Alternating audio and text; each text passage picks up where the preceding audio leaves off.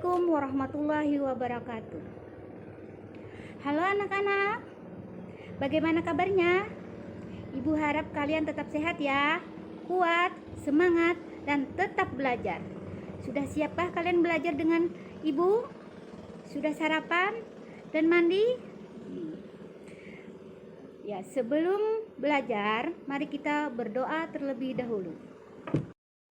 Bismillahirrahmanirrahim. Raditu billahi rabban wa bil islami dina wa bi Muhammadin nabiyyan wa rasulullah nabiyyi ilma warzuqani fahma.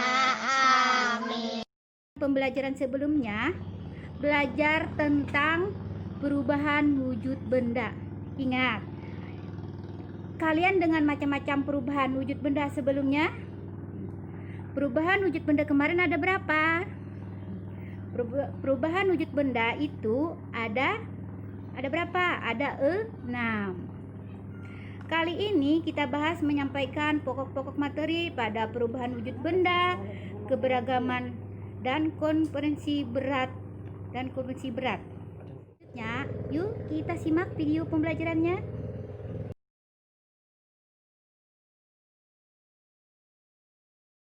Hai anak-anak, mari kita belajar tentang wujud benda. Kalian tahu wujud benda ada berapa?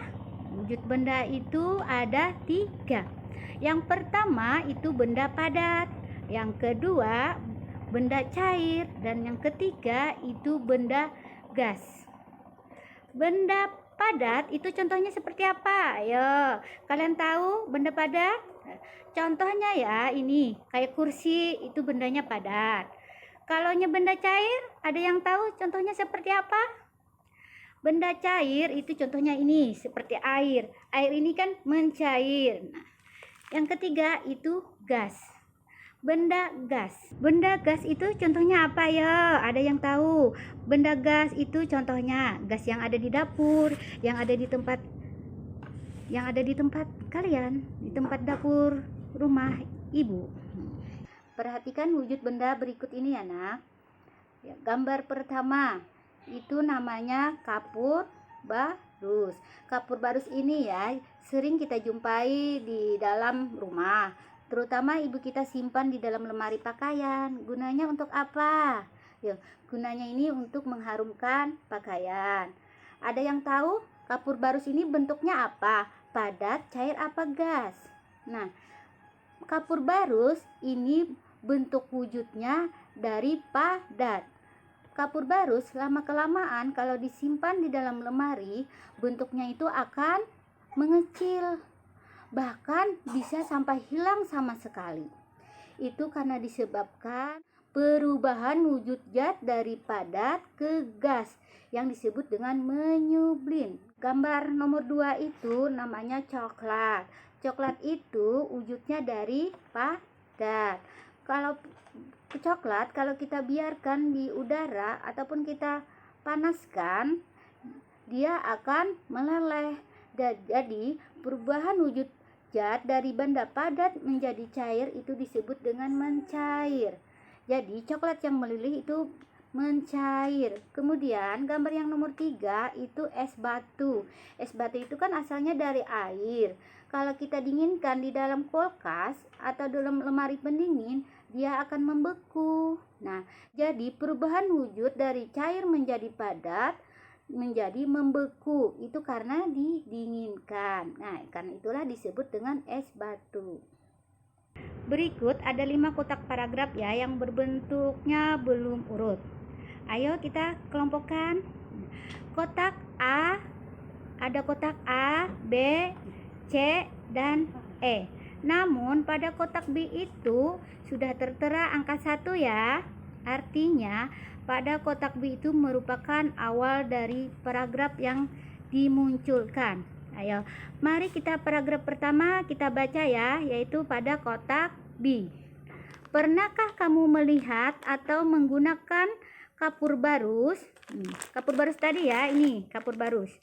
Kapur barus dapat dijumpai kita dalam sehari-hari. Ya misalkan yang digunakan ibu kita di dalam lemari. Bentuknya bulat, beraneka warna. Ayo, apa kegunaan kapur barus? Itu menjadi paragraf yang pertama. Itu sudah tertera ya, angka 1. Jadi yang paragraf kedua itu nanti akan menjadi paragraf di nomor 1. Soal paragraf yang selanjutnya bisa dikerjakan di rumah masing-masing ya. Selanjutnya kita akan membahas tentang perubahan wujud benda. Proses penguapan. Peristiwa perubahan zat cair menjadi gas. Ini contohnya, kita menjemur pakaian. Asalnya kan pakaian itu basah, terus kita jemur pakaian di terik matahari, pakaian itu akan kering. Kemana air tadi? Air tadi hilang, itu karena proses penguapan. Kemudian contoh yang kedua, ini kalau kita merebus air, asalnya kan full, lama-kelamaan air yang kita rebus tadi dia akan berkurang, dia menghilang. Itu juga disebut dengan penguapan. Selanjutnya kita pelajari tentang Pancasila ya. Sebagai bangsa Indonesia, kita harus bangga terhadap keberagaman yang ada di negara kita. Menghargai perbedaan merupakan perwujudan dari semangat kesatuan dan kesatuan. Nah, meskipun kita berbeda-beda, itu baik berbeda suku, bangsa, bahasa, agama, dan juga budaya. Sebagai warga negara Indonesia yang baik, kita harus apa ya? Harus bersatu, berdampingan dengan hidup damai tanpa ada pertengkaran. Ayo, ada istilahnya? Ada. Bersatu kita teguh, bercerai kita runtuh. Nah, sekarang untuk meningkatkan keterampilan kalian dalam berhitung, ayo berarti mengerjakan soal-soal berikut ini ya, yang ada di buku kalian pada halaman 119. Tapi untuk mengerjakan soal itu kalian ada yang tahu ya? Misalkan jelaskan dulu ya, dari kilogram ke hektogram. Misalkan itu harus kalaunya turun tangga itu dikali 10. Misalkan dari turun setiap naik 1 tingkat itu dibagi dengan 10. Sekarang ibu ada soal ya. Ini ibu bacakan dulu ya. Ibu Dayu membeli 2 kg tepung, 500 gram coklat untuk membuat kue tar. Coklat yang dicairkan itu sebanyak 1 kg 200 gram. Berapa gram coklat yang belum dicairkan? Nah, sekarang silakan semuanya dikerjakan pada tugas kalian masing-masing di rumah ya.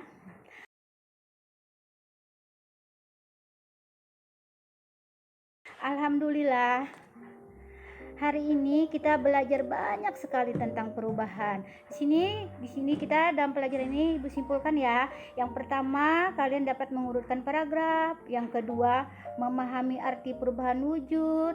Dan yang ketiga, menentukan tugas individu dan perannya dalam kelompok. Dan yang keempat, menyamakan satuan baku berat menjadi gram. Bagaimana anak-anak perasaan kalian dengan pembelajaran hari ini? Menyenangkan bukan? Nah, baik, pelajaran untuk hari ini ibu cukupkan sampai di sini dulu ya. Ibu harap kalian tetap sehat, tetap semangat.